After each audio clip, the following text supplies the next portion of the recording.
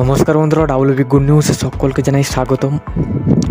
543 আসনের জনমত সমীক্ষা 2024-এ এনডিএ না ইন্ডিয়া, কার দখলে যাবে ভারত, ওপিনিয়ন পোল কী বলছে এবং একটি রাজ্যের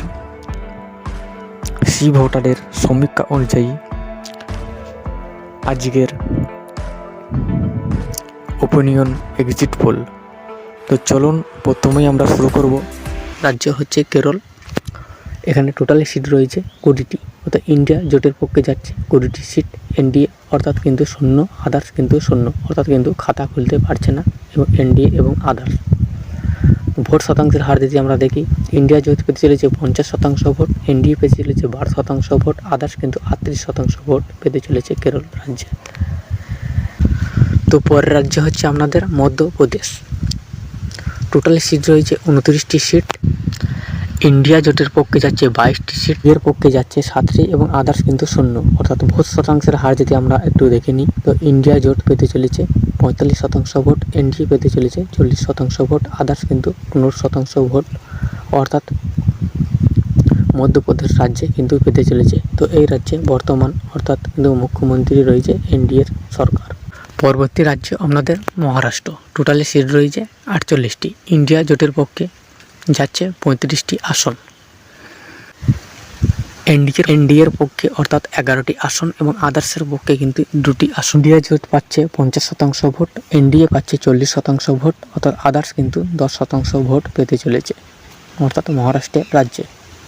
পরবর্তী রাজ্য মণিপুর। অর্থাৎ টোটাল সিট রয়েছে 2টি, ইন্ডিয়া জোটের পক্ষে 1টি, এনডিএর পক্ষে 1টি।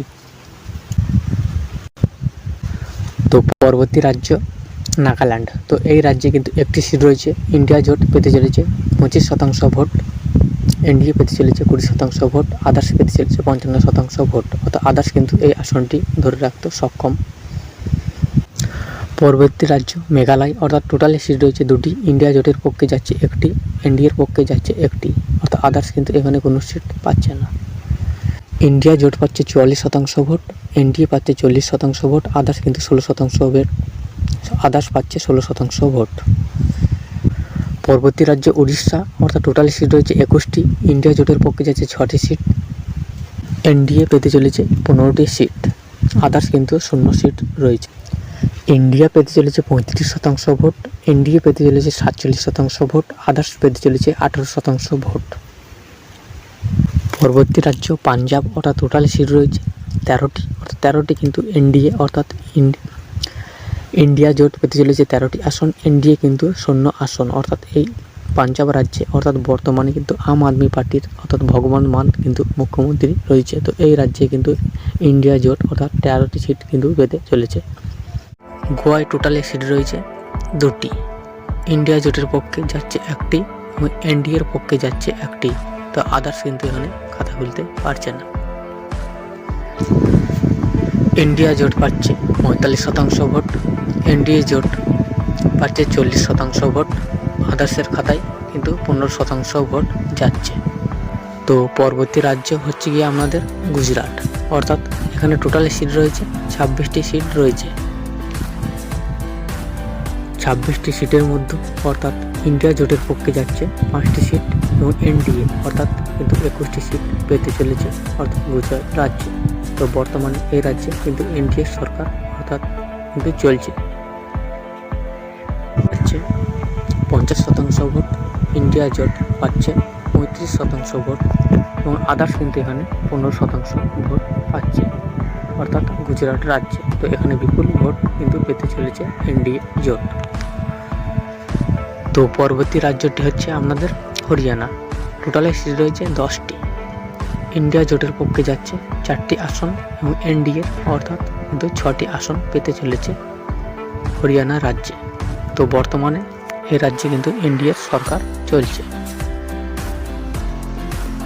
ইন্ডিয়া জোট পেতে চলেছে 40% ভোট এবং এনডিএ এই রাজ্যে অর্থাৎ হরিয়ানা রাজ্যে পেতে চলেছে 45% ভোট, অর্থাৎ আদার্স কিন্তু 15% ভোট পাচ্ছে হরিয়ানা রাজ্যে।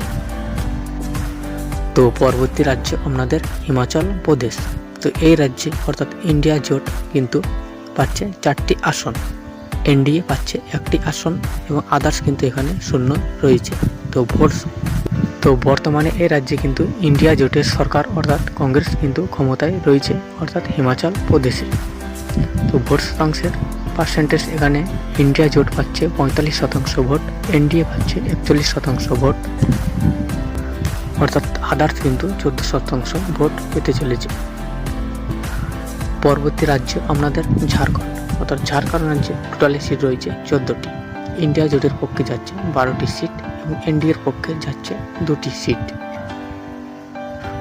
বর্তমানে এই রাজ্যের অর্থাৎ ইন্ডিয়া জোটের কিন্তু মুখ্যমন্ত্রী রয়েছে, অর্থাৎ ইন্ডিয়া জোট পেতে চলেছে 47% ভোট এবং এনডিএ পেতে চলেছে 32% ভোট এবং আদার্স কিন্তু 21% ভোট, অর্থাৎ ঝাড়খণ্ড রাজ্যে পেতে চলেছে। তো পরবর্তী